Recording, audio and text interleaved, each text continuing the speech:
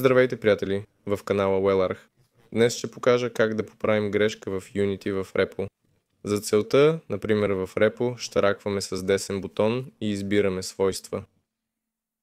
Трябва ни самият стартов файл. Той е в този компютър, диск Steam, Steam Apps, Common, REPL.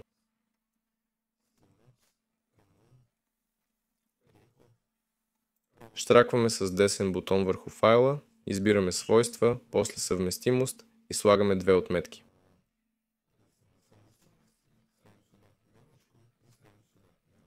След това натискаме приложи.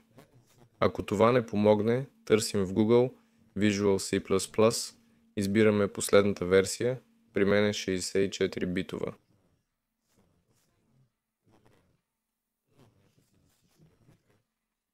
Изтегляме и инсталираме. Ето, натискаме поправи или инсталирай. Готово. После пробвайте играта, трябва да работи. Това е всичко. С вас беше WellArch. Харесайте и се абонирайте за канала. Желая ви хубав живот и успех. Довиждане на всички.